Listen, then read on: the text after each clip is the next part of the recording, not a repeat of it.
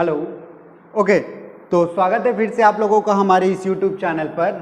आज हम लोग कंटिन्यू करेंगे 12th केमिस्ट्री चैप्टर नंबर 1 ठोस अवस्था का टॉपिक नंबर 8वां। क्या है? आयनिक क्रिस्टल। इसके अंदर हम लोग दो चीज़ें देखेंगे, ठीक है। पहली जो चीज़ है वो क्या चीज़ है? समन्वय संख्या, जिसको पहले भी देख रखा है, लेकिन यहाँ पास हम लोग आयनिक क्रिस्टल के बारे में बात कर रहे हैं, ठीक है। और इसके बाद दूसरी देखेंगे त्रिज्या अनुपात। त्रिज्या अनुपात भी पढ़ चुके हैं, ठीक है। तो ये चीजें हमने पढ़ रखा है, फिर भी हम लोग अभी देखेंगे आयनिक क्रिस्टल के रूप में, ठीक है। आयनिक क्रिस्टल जैसे NaCl एक आयन के फॉर्म में अगर बनाएंगे तो Na+Cl-, इसकी संरचना कैसे होती है, ठीक है। इसमें क्या क्या चीज, त्रिज्या अनुपात कैसे होता है, उसकी धनात्मक आयन समन्वय संख्या कितनी होती है, धनात्मक आयन की समन्वय संख्या कितनी होती है, और संरचना व्यवस्था मतलब कौन सी आकार की होती है, उसकी संरचना कैसे बनती है, और साथ में एग्जाम्पल देखेंगे, ठीक है। तो सबसे पहले हम लोग बात करते हैं क्या कि आयनिक क्रिस्टल के बारे में जो बात करें वो है क्या।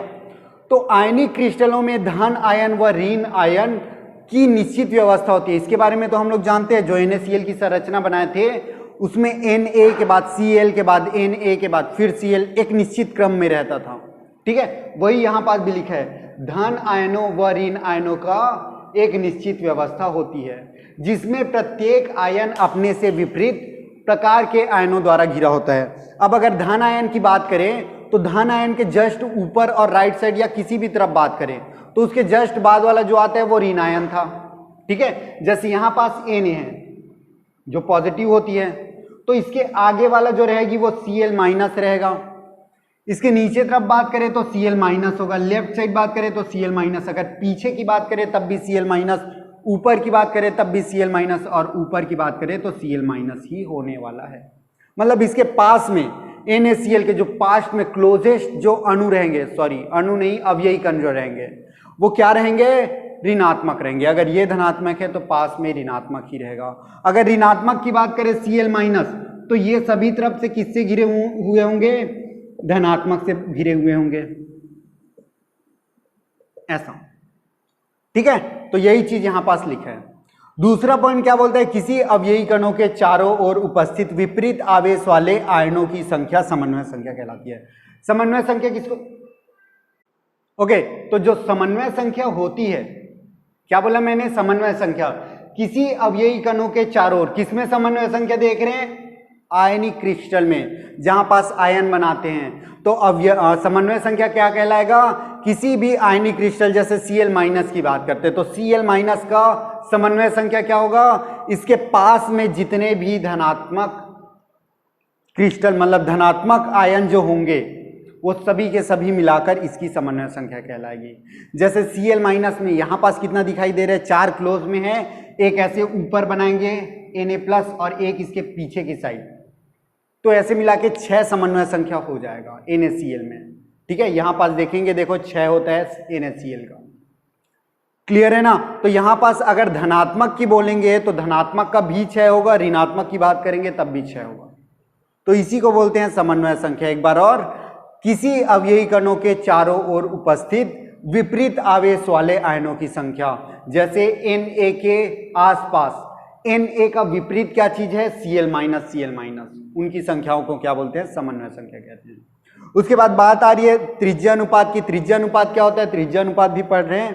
त्रिज्या अनुपात किसी आयनिक क्रिस्टल में उपस्थित धन आयन तथा ऋण आयन की त्रिज्याओं का अनुपात होता है। धनात्मक आयन और ऋणात्मक आयन की त्रिज्या का अनुपात। जैसे यहाँ पास धनात्मक दिख रहे हैं ना Na+, तो इसकी जो आकार होगी और Cl- की जो आकार होगी, इसके त्रिज्याओं, इसकी त्रिज्या Na+ की त्रिज्या और Cl- की त्रिज्या का जो अनुपात आएगा, मतलब भाग देंगे, उसी को क्या बोलते हैं? त्रिज्या अनुपात कहते हैं। मतलब यहां पास देख लो, धन आयन की त्रिज्या और ऋण आयन की त्रिज्या का भाग ही त्रिज्या अनुपात कहलाता है। तो ये तो था हमारा आयनिक क्रिस्टल का बेसिक।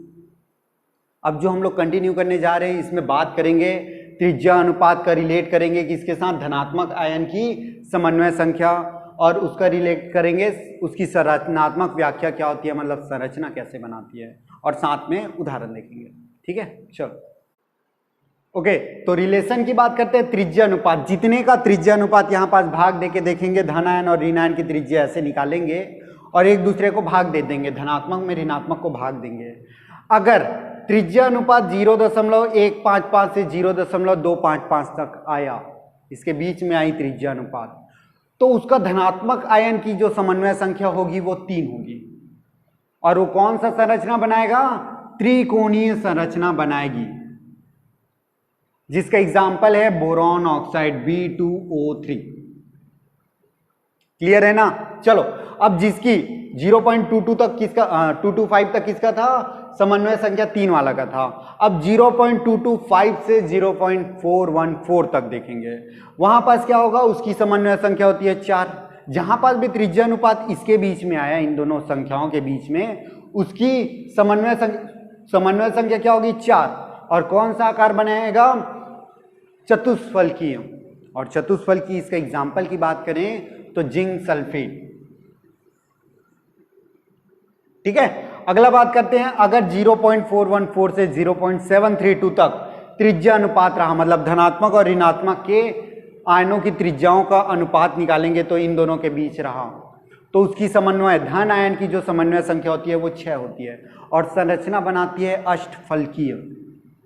और इसका सिंपल से एग्जांपल है जो हम लोग नॉर्मली बात भी कर चुके हैं, सॉल्ट, कॉमन सॉल्ट, ठीक है, NaCl, जिसको सोडियम क्लोराइड के नाम से भी जानते हैं।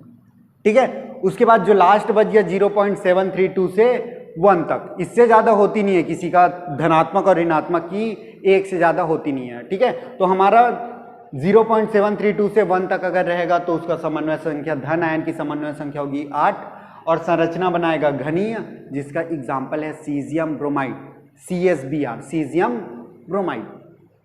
क्लियर है ना? तो यहां तक आज हम लोग देख लेते हैं, इसके बाद कंटिन्यू करेंगे ठोसों में अपूर्णता। आज के लिए बस इतना ही करते हैं। ठीक है, चलो।